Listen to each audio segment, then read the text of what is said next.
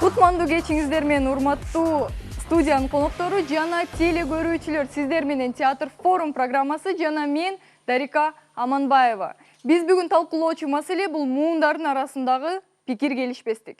Башында биздин долбоор жөнүндө кичине айтып кетсем, биз мектеп окуучулары, студенттер, Кыргызстандын жаштары ар кайсы региондордон биригип, көйгөйлүү маселелердин үстүндө театрлаштырылган оюндарды коюп, аларды театр форум ыкмасы аркылуу жалпы кыргызстандыктар менен талкуулап, чечүүнү туура таптык. Азыр мен студиядагы коноктор менен маек кургум келип жатат. Сиздер буга чейин театр форумда катышкансыздарбы? Колуңуздарды көтөрүп койсоңуздар. Чоң рахмат. Демек, катыша электер үчүн жана биздин теле көрүүчүлөр үчүн биз театр форум жөнүндө кыскача видео маалымат даярдаганбыз. Анда эмесе, видео маалымат назарыңыздарда. Форум театр методикасы 70-жылдардын башында бразилиялык драматург Август Боаль тарабынан иштелип чыккан. Кадимки адаттагы театрдан негизги айырмачылыгы форум театрда профессионал эмес, жөнөкөй адамдар ойношот. Алар жашоодо болуп жаткан реалдуу жагдайларды көрсөтүп, көйгөйлөрдү чечүү жолдорун чогуу издөөгө, коомду диалогко чакырышат. Форум театрда ойнотулган окуя кульминацияга жетип токтотулат. Көрсөтүлгөн конфликт көрүүчүлөр тарабынан чечмеленет. Көрүүчүлөр оюндун каалаган жеринен стоп белгиси менен токтотуп, каалаган каармандын ордуна сахнага чыгып, анын ролун өзүнүн көз карашы менен кайрадан ойноп берет.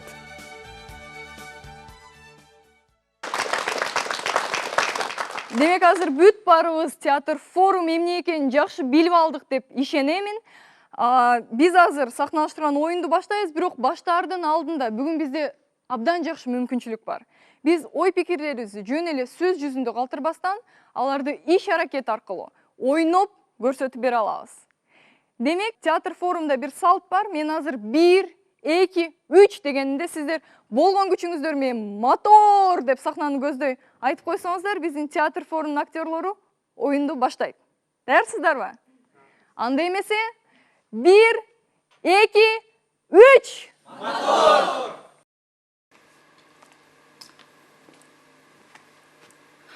Ай, балам. Да, түнү менен компьютерни иштеп чыктыңбы? Ай, Телек. Ай, балам, тур. Түш болду, атаң келет азыр, дагы кыйкырат, тур. Кийимдериң кирди? Мейли, баке, рахмат. Чечелик кийин. Эртең анда Телексага жиберейин, түш болсун да? Мейли, рахмат. Давай, болуп тур. Турбайсыңбы? Түш болду саат. Кайра, түнү мен компьютерди тиктеп отурдуң да. Пайдасыз бир жумуш менен жүрөсүң. Акча тапсаң бир жөн. Ай, балам. Ата, экөөбүз өткөндө эле сүйлөшпөдүк беле. Андын көрүкчө карасаңыз, мен кечинде жаңы сайтты ойлоп чыктым. Бул жака кишилер кирип, бири-бири менен сүйлөшүп, толтура деген жумуштарын бүтүрө алса болот экен. Кыйратасың, жумуш бүлөш болсо. Мен сен жашыңдачы, бутума туруп, үй бүлө куруп, ата-энемди багып жүргөм. Сенчи отурасың качан кирбесем уктап. Ата, түшүнсөңүз, менин ишим бар ушул компьютер менен. Азыр мен жаңы долбоордун үстүндө иштеп баштадым. Мага болгону бирткеле убакыт керек болуп атат. Болду эми. Мен айткандай болот. Эртең болотто кийип барасың акимиатка. Бир жакшы бордун бошоп тур. Ошак орунга жумушка киресиң да. Ойлосоң өзүңө жакшы да. Эртең менен жумушка барасың, кечинде кайра киресиң. Анан жакшы иштеп калсаң 2 жылдан кийин бир жакшы орунга отуруп каласың. Сен түшүнсөң, сен биздин ичинде турган баласың. Үмүтү сенсиң, балам. Ошондуктан давай оюндарыңды бүтүр, жумушка кир. Ата, кантип түшүнгөн жоксуз? Мен бирөөгө көз каранды болуп иштегим келбейт. Мен өзүм долбоорум бар, ошол менен иштегим келет. Азыр заман өзгөрүлдү. Мурдагыдай эртең менен кечинде келген кажети жок. Мен үйдө отуруп, компьютер, интернет аркылуу мен толтура деген жумуштарымды бүтүрө алам. Болду. Оюндарыңды бүтүр. Эртең болотто кийип бар, жумушка киресиң. Андан көрө саксаган чачыңды алдырчы. Ай, Аралбек. Кечке ушу бересиң баламды. Жон койчу өзү жаккан жумушту кылсын. Чай içпейсің ба санан көріп? Шашып чай берчи мага. Ай балам бас чай içelim. Качанга чейин менин ордума чече бересиңер?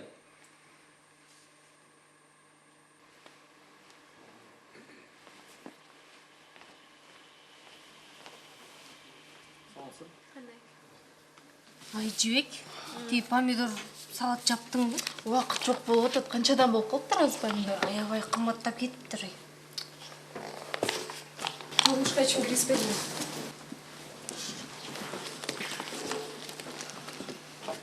Салат сару.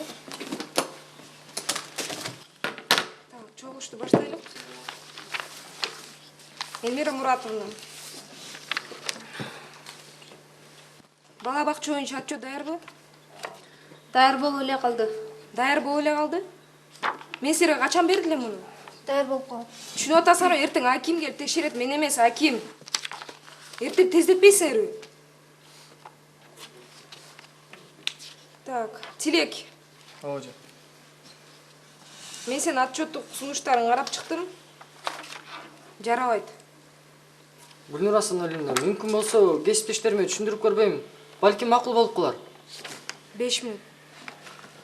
Эжелер, бул менин жаңы долбоорум. Окуп киришип көрсөңөр болот. Келгилечи эски стандарттардан алыстап, дүйнө жүзү боюнча жаңы стандарттарды киргизип, ошолор менен иштешпейлүү. Менин сунушум болсо мындай. Ай Тилек, не деп эле жатасың? Мен сени таптакыр түшүнгөн жокмун. Эже, жеке өнүгүү бизге абдан керектүү нерсе. Жаңы тренингтерге барабыз, көптөгөн жаңы нерселерди билебиз. Өзүбүзгө эле жакшы да. Ай Тилек, біз деген ушул жерде 30 жылдан бери иштеп келатабыз. Ошону айтсаң. Анысы жок эле сопсон. Кайдагы бир нерселер чыгара бербечи ай.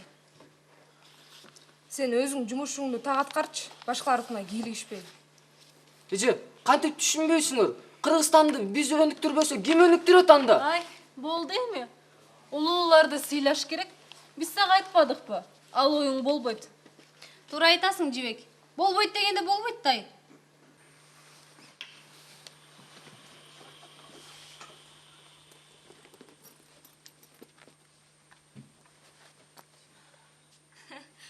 Азыр мына жетип калам. Ай, меке токтотуп коесузбу? Ай карасаң, азыркы жаштар таптакыр адепсиз. Тартиби жок. Кечирим да сурап койбойт ай. Биздин убакта Ой, биз улууларды сыйлачубуз ай. Мен сага кошулам ай. Карабайсың эми, азыркы жаштардын баары батышты туурап, салт сана дегенди унутушкан да. Ой, ошону айтсаң. Ийдесиң кара, кийингенин карайсың. Эми карасаң, телефондон башы чыкпайт. Кийингеничи. Ушу кебетелери менен нени кыйратмак эле. Дагы өнүктүрөбүз деп коет.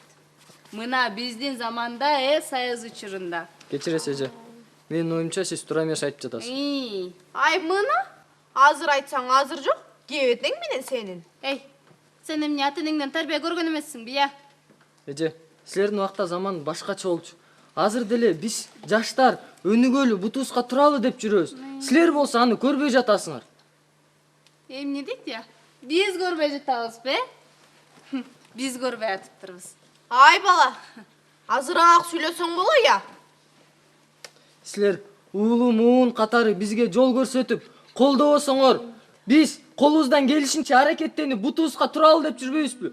Үйдө да, эшикте да, жада калса жумушта да биз турушасыңар. Мына азыр могул жерден да бири-бирибизди укпай турабыз. Канткенде биз бири-бирибизди түшүнөбүз.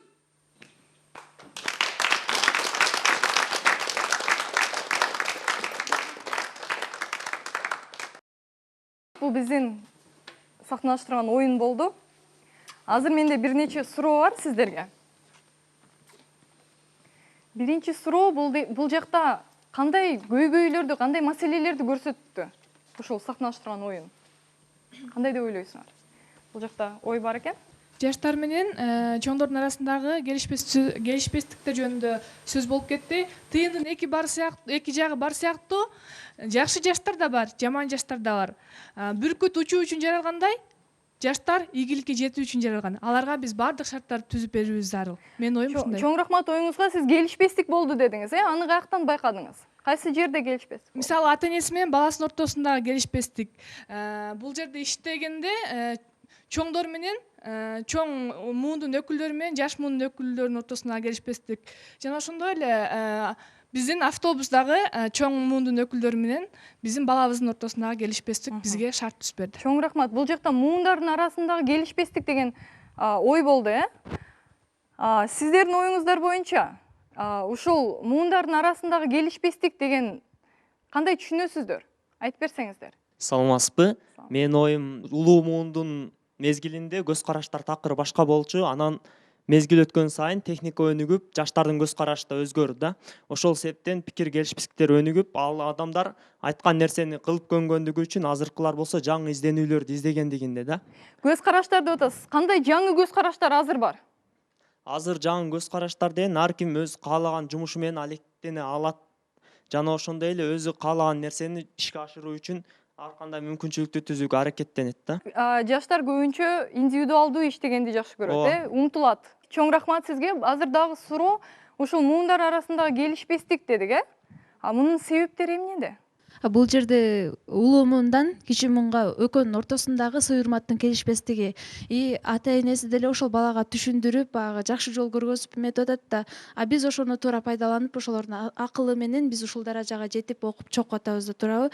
Баягы мындай сөз бар го, азыр таманыңдын астында өскөн чөп кийин көрүңдүн үстүндө өсөрүн унутпа дегенчи. Биз азыр деген ошо ата энебиздин айткан сөзүн жаман көрбөй, биз кайра ошол нерсени өнүктүрүп, өзүбүздөн кийинки кичүү муунга ошону үлгү катары көргөзүүгө умтулушубуз керек. Чоң рахмат. Азыр жаш муун эле сүйлөп атат да, улуу муундан сурагым келип атат. Улуу муун себептери кандай? Муундар арасындагы конфликттин кандай деп ойлойсуздар? Жаштар бүт эле улуу муун бизге туура эмес көз карашта деп атат. Биз туура атеисттик маалда чоңойгонбуз. Союз деп эле атабыз. Бизге мындай кылчы, тигиндей кылчы деп. Биз ошондойго көнгөнбүз, бирок азыр замандын талабы башка. Жаштарды өзүлөрүнөн да кемчиликтер көп кетет. Кийгенин, басканын, турганын биз мурдакыга салыштырып сүйлөйбүз да. Биз ошол азыркы жаштар ошону туура кабыл алганга эмелери жетпейт да, кичинечи. Эмнеси жетпейт? Кандай десем, туура эмес кабыл алышат да, ошону. Туура эмес кабыл алат. Бирок булардын дагы азыр замандын талабына жараша компьютер деп атабыз, интернет деп атабыз, ошо жактан иштеп, ошо жактан баарын кылса болот. Ал жакты да биз улуу муун түшүнө билишибиз керек да. Балдарыбызга кичине жол көрсөтүп, биз андай заманда чоңойгон жокпуз. Бирок азыр балдарыбызга эки жакты, бирок жаштар улуу муундан жанагындай коомдук транспорттордо жүрүп турушун, чачыңды мындай кыл, тигиндей кыл дегенди туура эмес кабыл алат. Вот ошо жагын айтыш керек. Чоң рахмат эже. Демек, сиздин айткан сөзүңүз бул деген көбүнчө түшүнбөстүктөн жана бири-бирибизди уга билбегенден келип чыгып атат деп ойлойсуз. Ошондон келип чыккан эле көз караш. Чоң рахмат. Ушу муундар арасындагы конфликт мындан ары өрчүй берсе, бул кандай кесепеттерге биздин өлкөбүз үчүн, биздин коом үчүн, же болбосо ар бирибиз үчүн кандай кесепеттерге алып келет? Кандай деп ойлойсуңар? Саламатсыздарбы? Биздин коомубуздагы болуп жаткан бүгүнкү биздин темабыздагы улуу муун менен жаш муунун ортосунда пикир келишпестиктин баары үй бүлөдөн эле башталат да. Мисалга алсак, туура эмес тарбия берүү, убакыт бөлө алышпай жатат, убакыт ажырата алышпай жатат. Буга себеп бүгүнкү эле ошол кара казан кайнаш керек, үй бүлө багыш керек. Эртең менен атасы жумушка кетет, апасы жумушка кетет, кечинде кайра келет, бала келет, ата мээримне, эне мээримне зар болуп келет. Ата бул мындай болуп атат, апа бул мындай болуп калса, бала мен бүгүн чарчадым, убактым жок. Апаңа айт. Апасыга барса, тамак сап же башка кылат, мен убактым жок, бар башка жака бар. Ошентип бала эмне кылат? Акыры өзүнүн теңдештери менен же болсо түрдүү интернет тармактары менен башкалар менен алек болот дагы. Тарбия ошол жактан алып калат да. Көпчүлүк басымдуу тарбия. Демек, кесепет бул деген алыстап кетет, үй бүлөсүнөн алыстап кетет. Ата эне менен баланын ортосундагы байлануу, бири-бириге болгон диалог жоктугунан болуп чыгып атат да, көпчүлүк маселелер дагы. Чоң рахмат. Демек, кесепеттер кандай болот? Эгерде ушундан ары эле кете берсе ошо ойдон, түшүнбөй эле, бири-бирибизди укпай эле, кечке пикир келишпей эле турсак. Пикир келишпестик, конечно, болот дечи. Мен муну ойлойм да, азыр жанакы тетиги жактан көргөн окуя действительно ушул семьяларда бар. Вот меникинде деле ошондой бар. Үй бүлөлөрдө бар. Туура, үй бүлөдө. Вот мен деле эртең менен жумушка кетем, уулум уктап атат. Кечинде келсем, мен жумуштан келсем, уулум жок. Түнчүндө 3-те келет, 4-те келет. Ошондой болуп атат. Анан сурасам, тиякта жүрөм, биякта жүрөм дейт. Ушундай эми ал үчүн действительно жанагы бул жигит айтып кеткендей, ата эне менен балдардын немеси тыкыз болуш керек да. Демек, биздин тарбияга көбүрөөк биз неме беришибиз керек. Биз баягы көңүлүбүз өкмөткө иштеп. А булар өздөрүнүн иштеп атат. Өздөрүнө иштеп, э? Вот ошондон кетип атат да. Ошо Чоң рахмат оюңузга. Демек биздин оюбуз биз бири-бирибизди түшүнүп көрүшүбүз керек деп, э? Түшүнгөндөй мындай маек курушубуз керек деп, э? Азыр менде бир суроо бар. Биздин коомдо ушундай көйгөйлөр бар дегендер колуңуздарды көтөрүп койсоңуздар. Бүт баарыбыз көтөрдүк. Бул көйгөй чындап эле биздин эле коомдо эмес, биздин эле өлкөдө эмес, бул дүйнө жүзүндө бар, э? Башка өлкөлөрдө дагы бар. Бул деген илгертиден келген көйгөй. Бирок муну балким биз азыр чечип койбойбуз, бирок деген кантип кайсы жолдор менен бири-бирибиз менен түшүнүктүү, мисалы үчүн бири-бирибизди уга билүүнү кантип үйрөнө алабыз. Ошону бүгүн ушул сахналаштырган оюн аркылуу бул жактан репетиция кылып көрбөйлүбү? Кандай дейсиңер? Даярсыздарбы? Анда биз бүгүн ошол муундар арасындагы конфликт боюнча талкуу жүргүзүп жатабыз. Азыр театр форумдун форум бөлүгүнө өтөбүз. Биздин актерлор азыр кайрадан сахналаштырган оюнду башынан ойношот. Ушул убакытта бул жака өзгөрүү киргизмекмин. Түшүнүктүү, мисалы үчүн ушул үй бүлөдө түшүнүк болсун. Ушул үй бүлөдө бири-бирин уга билишсин десеңиздер, же болбосо жумушта, же болбосо көчөдө мен мындай кылып туруп бул маселени чечмекмин десеңиздер, колуңуздарды көтөрүп туруп, стоп белгиси менен сахнада болуп жаткан оюнду токтото аласыздар. Анан кийин сахнага келип, өзүңүздөрдүн оюңуздарды ойноп бере аласыздар. Даярсыздарбы? Азыр мен 1 2 3 дегенде биздин салт боюнча мотор деп койсоңуздар, биз кайрадан сахналаштырган оюнду баштайбыз. Бирок стоп дегенди унутпайбыз. Макулсыздарбы? 1 2 3 мотор!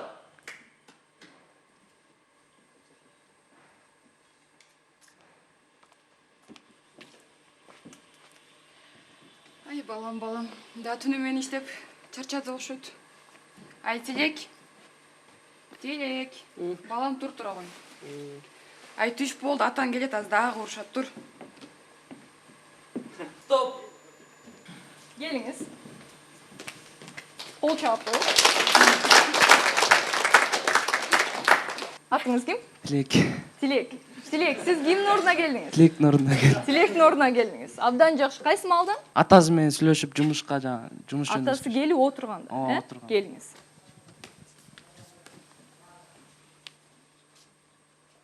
Даярсыңарбы? Демек, кеттик. Мейлі болот, рахмат. Анда Tilek сага эртең жиберейин. Мейлі болуп турейин. Кандайсыз ата? Кандай? Турбайсың бай, түш болбодубу? Чарчап калыптым иштеп. Кайра отурдуңбу компьютериңди тиктеп, Карасаңыз мен жакшы долбоор ойлоп таптым. Эмне долбоор? Карасаңыз могул жерден адамдар бири-бирин табышат. Будан мага көп акча түшөт келечекте. Ушу мен иштебеймби ата мен? Жумуш бу ушул, Ооба, жумуш да. Сен Буну өзүм ойлоп таптым. 23-кө чыктың сен. Мен сенин убагында утума туруп, үй бүлө куруп, ата-энени багып жүргөм. Качан келип билсем жатасың сен. Ушуну үйрөтөсүң балдарыңды.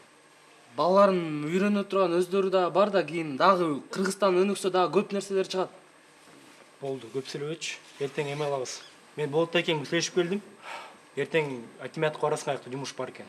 Ата мен өзүм каалаган жумушта иштегим келет. Мен каалабаган жумушту кантип иштейм? Каалап туруп жата бересиң мана ошентип. Кана пайда?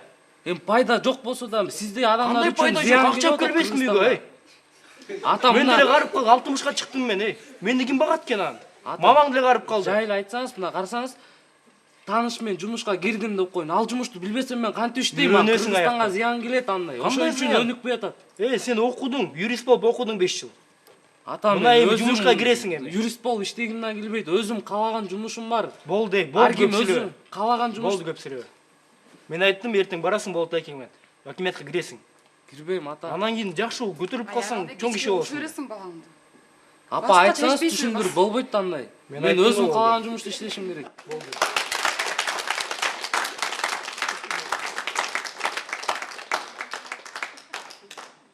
Tilek, siz атаңызга мынтип өзүңүздү көйгөйүңүздү түшүндүрүп берейин деп аттыңыз окшойт, Мен оюмча мындай да, адам бир нерсеге кызыкпаса аны алып кете албайт да. Анан мен ал жака барып, аны билбесем, барыр мейли атам эмеси менен 1 жыл, 2 жыл, 3 жыл жүрөм анан. Атам жумуштан түшүп калса мен аны кака иштейм анан. бир нерсени алып кете алыш керек да, наркы келечекти көрүш керек да, анан кийин макул болуш керек. А мен өзүм чыныгы жашоомдо да ушинтип эметсем, мен баары бир иштебейт болчумун да. Чоң рахмат сиздин оюңузга. Бул жакта дагы ой бар болчу,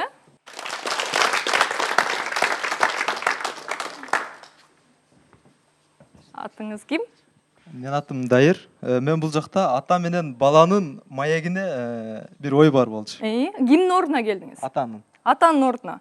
Бирок атанын ордунун ролун түшүнүп келдиңиз, Демек, даярсызбы? Бул жакта отуруп маек учурунда эле. Маек учурунда. Отуруп алыңыз. Дайырдын ою? Балам, сен уже жашың 23-кө чыгып турумда. Дайындуу бир жумушуң жок дагы эле. Бул не кыланың? Бүгүн да компьютер менен отурдуңбу кечке? Ата, түшүнсөз, мен көчө мына жаңы долбоор менен иштеп баштадым. Бул жака кишилер кирет, бири-бири менен сүйлөшөт, алыста жүргөндөрдү табышат. Ошол аркылуу көптөгөн нерселерди өздөрүнүн жумуштарын бүтүрүп алышат. Бул сайтты өзүм ойлоп чыктым да. Буга бул сайттын кандай пайдасы бар? Мисалга бизге бул жөн эле жаштарга таанышуу максатындабы, же көңүл ачуу максатында түзүлгөнбү? Бул алыстан жок болуп кеткен досторун, тааныштарын, туугандарын таба алса болот ушул сайт аркылуу. Канчалык көп киши кирсе, ошол аркылуу мага ошончо акча түшөт. Ошондон мага пайда болот. Демек, бул сайттын сен уже колдонууга чыгардыңбы? Кудай буюрса көчөгүн жасадым, бүгүн ушу буюрса сизге көрсөтүп андан кийин чыгарайын дедим эле. Буну чыгарууга дагы сага канча убакыт керек? Эми бир күндөй кетип калат. Эгер чыкпай калса эмне болот? Чыгат. Жок, чыкпай калса, мисалга, болбой калды, окшошпой калды, сен чыгарган сайтыңды эч ким колдонбой калды, анда кандай болот? Анда ата башка деле жумуштар бар да, башка сайт деле эметип чыксам болот. Толтура долбоорлор бар да. Азыр жаштарга интернетте көптөгөн нерселер бар. Улум, кел анда экөөбүз сүйлөшөлү. Эгер сенин бул сайттың чыкпай калса, же окшобой калса, ишке ашпай калса, сен мен айткан жумушту кыласың. Макулсуңбу ушуга? Эгер сен ушуну чыгара алам десең, сага убакыт берейин, канча убакыт керек болсо. Обедке келдиңби, чай ичпейсиңби? Азыр 1 минут. Болот, менен сүйлөштүңбү сен жумуш аркылуу? Сүйлөшүп атабыз, азыр 1 минут. Киргизбейсиңби? Киргизет. Келиңиз, Дайыр. Биринчи залдан сурагым келип турат да. Бул жакта эмне башкача болду деп ойлойсуздар? Саламатсыздарбы? Бул жакта атанын балага болгон мээрими, мамилеси бир асмандан алгандай эле ар бир баланын оюндагыдай мамиле болду деп айта алам. Эмне үчүн асмандан алгандагыдай дедиңиз? Анткени биз азыртан айтып атпайбызбы, ата-эне атанын балага болгон мамилеси жана баланын атага болгон мамилеси көз карашы эки бөлөк депчи. Ар бир анаке бул залда да сүйлөп отурат, ар бир ата ушундай болсо депчи. Ар бир ата жаман болсо да өзүбүздүн атабыз дейин, бирок ар бир атанын дагы эң мыкты жерин, кылган ишиңди колдоп турса, бул дүйнөдөгү эң жакшы ата сеники болот го дейм. Чоң рахмат. Дайыр, сиз бул жака кандай ой менен келдиңиз? Эмнени өзгөртөйүн деп келдиңиз, эмнени өзгөртө алдыңыз деп ойлойсуз? Мен бул жака мындай ой менен чыкканмын. Негизи ар бир ата өзүнүн баласынын кызыгуусун, көз карашын уга билиш керек жана ошого мүмкүнчүлүк бериш керек да ишке ашырганга. Анан эгер өз ара ата менен баланын ортосунда байланыш болуш керек, эгер мындай жакшы эле сүйлөшсө болот да, эгер бала өзүнүн кызыгуусуну сындырып койбош керек да, мисалга. Сен жок ушуну кыласың деп ага урушуп айткан менен, же урушуу менен, же башка кылуу менен балага жакшы тарбия же болсо туура жолду көрсөтүү деле кыйын иш да, мисалга. Эгер сен муну жок, муну мындай кыласың, сен буга жүр деп мажбурлап алып барып койсоң, ал баары бир сен алып барган жакта жакшы бир өзүң ойлогон жок деңгээлде жумуш кыла албайт, же окуй албайт, же башка кыла албайт да. Чоң рахмат оюңузга. Канткенде аталар менен балдардын ортосунда түшүнүү пайда болот. Саламатсыздарбы? Аталардын, апалардын айтканын, чоңдордун, улуу муңдардын айтканын биз эч качан жаман көрбөшүбүз керек. Себеби ар бир чоң, улуу муңдагы адам бизге жакшы болсун деп айтат, жакшы жүрсүн деп айтат. Биз жаман жакта жүрсөк, жакшы жүрсүн деп айтат. Ар бир жаш наристенин өзүнүн кичинекей чагынан эле кызыгып чоңое баштайт. Ата дагы аны, апа дагы байкаш керек. Ошол чоңойгондо дагы ошол кызыгуусу менен мүмкүн болушунча баласын кой бериш керек. Ошол мүмкүнчүлүк бериш керек. Эгерде ал ишин кыла албаса, аны эптей албаса, анда ата өзү жол көрсөтүш керек. Ошондо ата менен баланын ортосундагы тыгыздык өтө байланышта болмок деп ойлойт элем. Чоң рахмат оюңузга.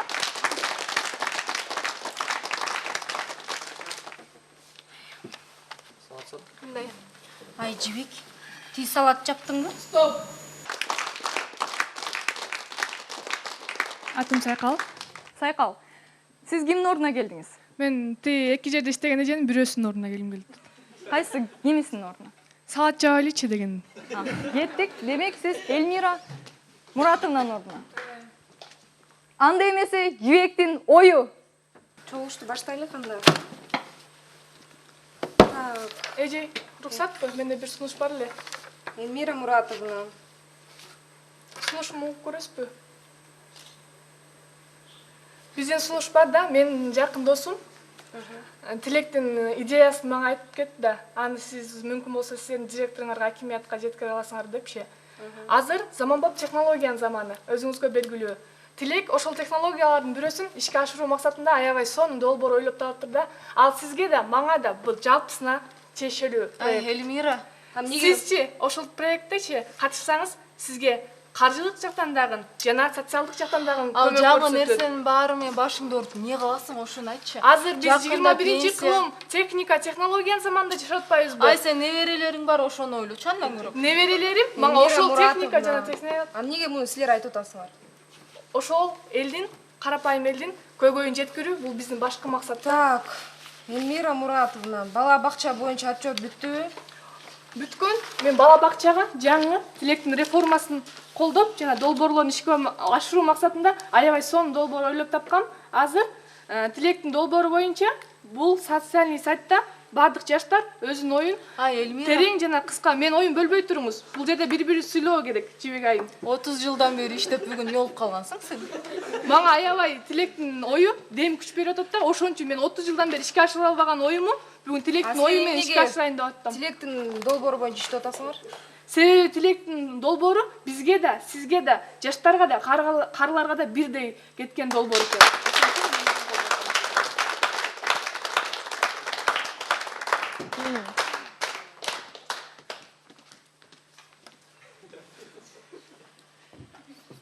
Ушу аз көрсөттү го, жаңы ой киргизди. Жашообузда ушундай болушу мүмкүнбү? Ким ооба десе колуңуздар көтөрүп койсоңуздар? Абдан жакшы.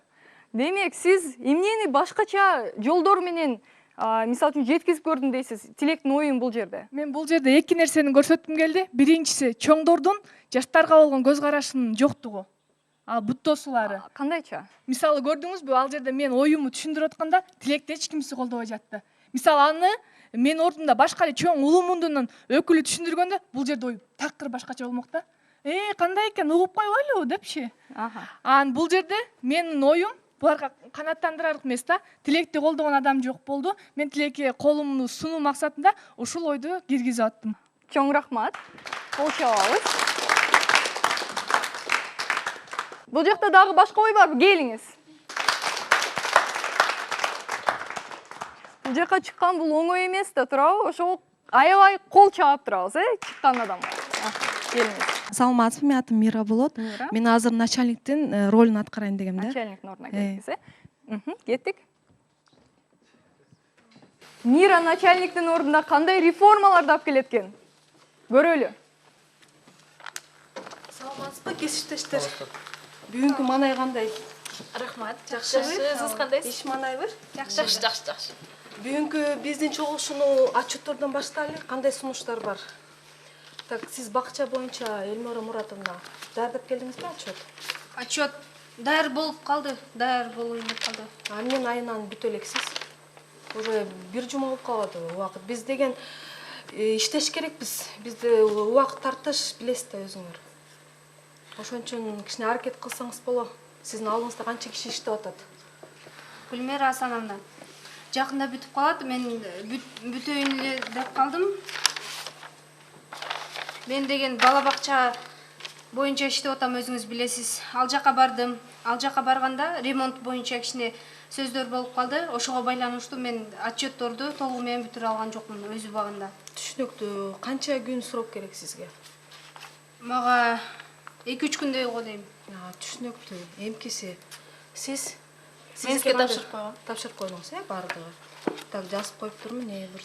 Тилек, бүгүн кандай жумуштарың бар? Эмнени бүтүрүп келдиң? Гүлмира Асановна, өткөндө мен сизге жаңы долбоор боюнча документтерди чыктабадым белем. Текшерип көрдүңүзбү аларды? Убакыттын азынан байланыштуу жетишпей калдым, бирок сени угуп көрбөйлү бүгүн, Мүмкүн болсо андай кесиптештериме айтып көрөйүн. Айтып көр. Келип сени угуп көрөлү. Бир 10 мүнөт убакытта жетишесиң да, Бул менин жаңы долбоорум, окуп киришип көрө билем. келгеле эски стандарттардан алыстап жаңы стандарттарды киргизип, дүйнө жүзү боюнча жаңы стандарттар менен иштегенде биз деле ошондой иштебейлү? Менин сунушум болсо мындай. Тилек, эмне деп эле жатасың? Мен сени түшүнгөн жокмун таптакыр. Кесиптештер, келе биз Тилектикин угуп көрөлү. Бул деген биринчи жазганды үйрөнүп алсын. Түшүнүксүз жазыптыр бүт. Баарыбыз биз деген баарыбыз жаңы келгенбиз, студент болуп, баарыбыз опыт сразу болгон эмес да. Ошон үчүн менин оюм Тилекти угуп, сиз 30 жыл иштептирсиз, мен түшүнүп атам аны. Мен деле келгенде билим андай жогору эмес болчу. Гүлмира Мураталиевна, мен деген цехта деген көп жумуштарым бар дагы. Буну укканга мен азыр убактым жок, кечиресиз. Анда чыгып кеттиңиз сиз. Тилек Эмнеге чыгып кетишим керек? Бул жерде начальник менмин. Ошон үчүн мен чечем. Азыр деген жумуш убактысы 6 болду. Уже бүтүрүшүбүз керек. Мен сизди кармабайм.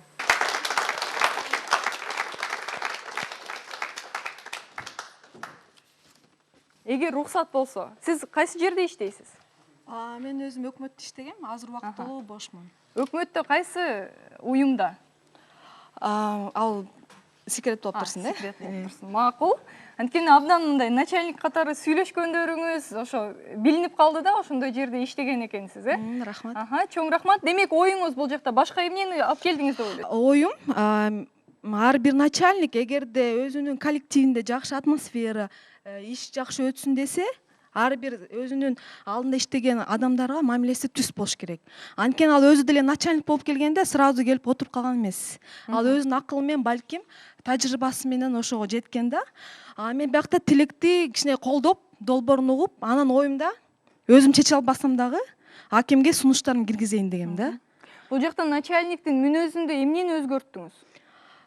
Бул тең мамиле кылуу, басынтуу эмес да, жаш муундар. Эгерде коллективде мен басынтып катуу сүйлөп койсом, башка кесиптештер аны дагы сыйлабай, бул жаш эчке билбейт, бул жөн эле отурат деп мамиле кылып коймок да. Чоң рахмат. Башка ой бар экен, бирок азыр менде бир сураныч бар да, бул жактачы улуу муунду да уккум келип жатат. Улуу муун, кандай ойлоруңуздар бар? Саламатсыңарбы? Атым Токтоо. Токтоо бүбү эже, кимдин ордуна келдиңиз? Ушу Тилектин ордуна. Ордуна. Келиңиз, өтүп алыңыз. Улуу муундун идеясы. Кеттик. Менин проектим сизге кандай таасир этти? Ошону башка акимдерге предлагать эте алдыңызбы, же анте алган жоксузбу? Ошо менин проектим боюнча оюңузду уккум келет. Мен өзүмдүн проектим баардыгы туура деп түшүнөм. Мен ошо жаштарга, азыркы жашап аткан биздин замандаштарга катуу таасир этет деген ойдомун. Ооба, мен сиздин сунуштарыңызды карап чыктым, бирок ал сунуштарыңыз жарабайт.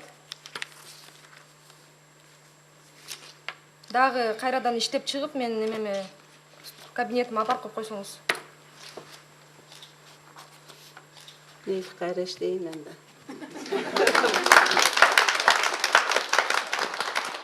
Келиңиз эже. Менде сизге суроо бар. Сиз деген тажрыйбаңыз чоң эми. Ошо тажрыйбаңыздын таянып тажрыйбаңызга, ушу муундар арасындагы пикир келишпестикти кайсы жолдор менен биз чече алат элек деген суроого жооп берип койбойсузбу? Тилек өзүнүн достижениясын көрсөтүш керек болчу да бул жерде. Ал өзүнүн оюн, өзүнүн немесин түшүндүрө албай атасына жаман көрүнүп атат. Атасы болсо баласын тоже түшүнбөй, алда жаман көрүп атат. Бул жерде экөө бири-бири түшүнүш керек, сабырдуулук керек. Чоң рахмат сиздин оюңузга.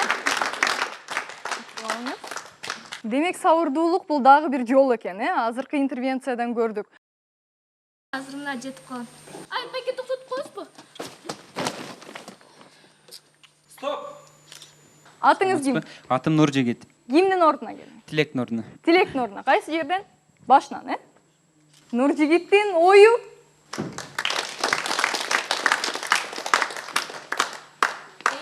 Мына азыр жетип калам. Байке токтоп коесуз. Ай карасаң, азыркы жаштар таптакыр адепсиз, тартипсиз.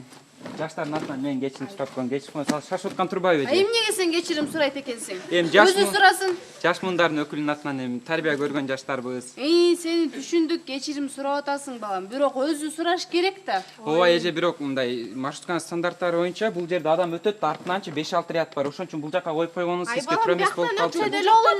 Аттап эле өтсөм эмне болот эми? Жок, эми бизде шарт ушундай болуп атпайбы эми? 20 кишилик орунга 40 киши отурганбыз. Ай балай. Сен экөөсүң бизге такыр тиешең жок, өзүң менен өзүң кете берчи, мен сумкама кийлигишпей эле койсом. Жаштарды көтүп өздөрүнүн менен акылдуу сезишет. Бул жакта залга суроо. Кандай өзгөрүү кирди? Нуржигит Тилектин мүнөзүнө кандай өзгөрүү алып келди? Кимде кандай ой бар? Саламатсыңарбы? Бул жерде эми азыркы жаштардын кичпейилдүүлүгүнөн тил жерде отурган эки эжекесиби апасынын дагы бир аз тондору өзгөрүлүп атат да. Бул жерде көбүнчө ошо эки жактын пикири келишпестигинен жана кыз кайрылып кечирип коюңуздар деп койсо, тиги эки отурган келаткан апалары деле жанагынча жаштарды жамандап, жанагынча ачуулары келмек эмес да. Оюңузга чоң рахмат. Бул жакта мен Тилектин мүнөзүндө абдан мындай конкреттүү өзгөрүүлөр көрдүм да. Сиз кандай конкреттүү өзгөрүүлөр киргиздиңиз бул жакта? Тилек жоош болуп тура берет экен бул жерде.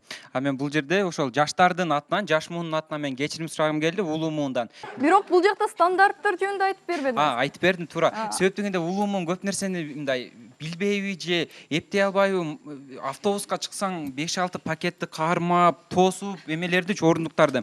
Анан кийин бир мындай жаш орун бербей, анан ал туруп кеткенин ал отурат, же болбосо бир кыздар түшүп кетсе, мен көбүнчө байкайм, улуу муундагы апалар, эжелер жаштарды жамандап эле жатып калышат да, биз артынан тип ууп кете бересиң, жамандайт, ар нерсени айтышат. Өзүңөр карап көрсөңөр, силердин балдарыңар деле ошол эле коомдук транспортто жүрүшөт күндүзүчү. Ошон үчүн силер өзүңөрдүн балдарыңарды ойлоп, башка муунга дагы, башка жаштарга дагы ошондой мамиле кылышыңарды каалайм. Чоң рахмат оюңузга. Бул жакта менин оюмча абдан жакшы стратегия болду. Биринчи сылык сүйлөп туруп, бирок деген жаңы стандарттарды дагы айта кетти. Бул стандарт боюнча мындай деп. Анан эжекелер угуп калышты.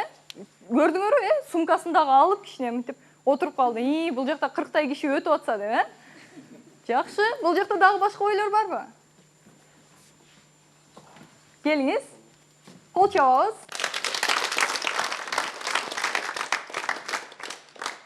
Атыңыз ким? Бабаш. Бабаш. Бабаш, сиз кимдин ордуна келдиңиз? Тилектин ордуна келдим. Тилектин ордуна. Кайсы маалдан? Ошол жана кыз чуркап өтүп аткан жерине келдим. Кыз чуркап өтүп аткан жерде. Бабаштын ою? Мына азыр жеринде калып. Байке токтоп койсузбу? Котсоң чоңуз. Котсоң. Кичине байке күтүп турасызбы? Эжелердин сумкасын тебелеп өтүп кеттиңиз, биринчиденчи. Булардан бир оз кечирип Силерге такси эмес, бир аз тезирээк болгулачы. Байке кой бериңизчи, мен Айдабайсың ба, эмне? Эжелер кечирип койсоңуздар. Кечирим кабыл болду, бирок эми жашты өзү Жок, ал кулак укпайт экен, бул байкеда шашылып атпайбы? Эмесе кечирим суратайын дегем силерденчи. Ушу жаштардын кулагы укпайт. Конечно, телефонун көтөрүп жүрсөңөр укпайт да. Жок, Таяктагы бир жана наушник дейби, ошондойду салып алсаңар. Жок, эже, анын деле акылы бар. Анын деле бир жерде болсо, бир жерде жардам тиет, эже. Анын деле бир күнү болсо, бир күнү башына түшөт ушул. Балам, сен түшүндүк. Бул окуяны кандай өзгөрттүңүз деп ойлойсуз? Мен бул окуяны биринчиден ошол кыз чуркап кетип атканда кармап калып кечирим сураткым келген. Чынында байке шашылып койду да, болбосо кечирим суратсыздар. Сиздин оюңузча, сиздин укугуңуз барбы аны ошентип? Жок. Күч менен сураткан. Жок, күч менен сураткан чындыгында мен укугум жок азыркы учурдачы. Эми бул жерде ал кыз чуркап чыгып кетип атты, туурабы? Ал кийин башка бул эми бир эле маршруткада бир эле көрүнүш да. Ал эми ал кызды өзүн токтотуп, өзүндө көрсөтүп туруп кечирим суратпаса, ал ошол кылган ишин дагы башка жерде да кайталай берет да. Ошол себептен да ал эми азыр туруп, телефонун акырын коюп, ал эми маршрутка деген адам ичинде көп болот, туурабы? Маданияттуу жер да, эми бул деле биз үчүн бир маданияттуу жер. Ал мындай көпчүлүк адамдардын арасында телефон менен сүйлөшкөн болбойт да, негизи бири-бирибиз менен сүйлөшкөн да болбойт. Чоң рахмат оюңузга. Az дагы бир ойду алып коелу, келиңиз. Бул жакта кимдин ордуна келдиңиз? Атыңыз ким биринчи? Менин атым Насият. Мен бул жерде артта отуруп телефон менен сүйлөшүп чыгып келген кыздын ролун аткарып берейин дедим эле. Бирок башкача мурун көрсөтүлгөн ойго окшош эмес, Кечирим сурап киресизби же? Көргөзөм, анан сиздерге жак. Макул, кеттик. Насияттын идеясы. Мен маршруткадан чыгып атам эле, бираздан байланышайын. Кечиресиз, апа. Мен өтүп кетейин, уруксат болсо сумкаңызды алып турасыз. Бул менчик машина эмес, бул маршрутка. Эмне эле атасың, айт. Жөнөтпөйсүң буя. Азыркы жаштарды колдойлу деген эч кимдин ою жок. Көйрөктөн шыйракка карасаң. Келиңиз, Насият. Насият, бул жакта мындай колдоо деген сөздү угуп калдым да менчи. Ал кандай колдоо күтүп атасыз сиз улуу муундардан? Колдоо күткөндө бул жакта булар деле эне өзлөрүнүн балдары дагы, өзлөрүнүн бир туугандары да ушундай тыгыз маршруткада болуп калат. Ошо жагынан колдоп, ар дайым түшүнүктүү болсун деп айтып кетет элем. Чоң рахмат. Демек, негизи эле турмушта деп айталычы, аз кичине талкуу жүргүзөлүчү, кандай дейсиңер? Ошо колдоо маселеси мени абдан кызыктырып жатат да азырчы. Улуу муундан биринчи сурайлы, урматтап, Улумун, сиздер кандай жаштардан колдоо күтөт элеңер? Жаштардан биз күткөнүбүз урмат, сый улууларга.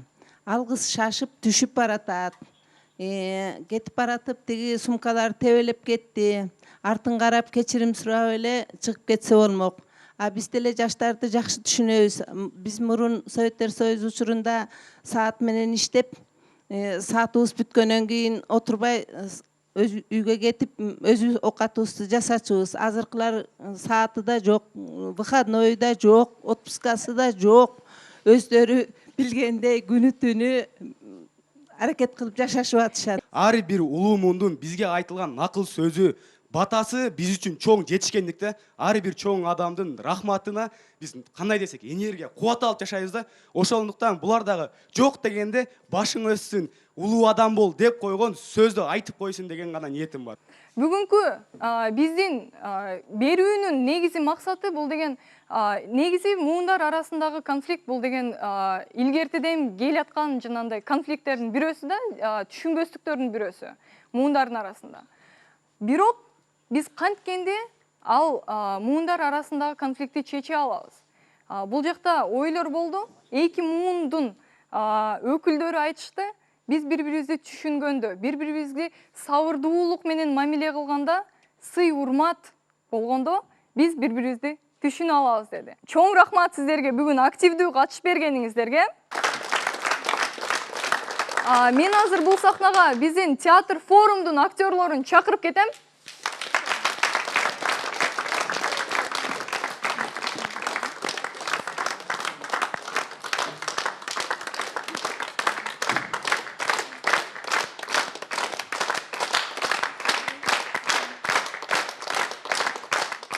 Бүгүн көрсөтүлгөн окуялардын миңдеген түрлөрүн биз Кыргызстандын ар кайсы бурчтарында көрө алабыз.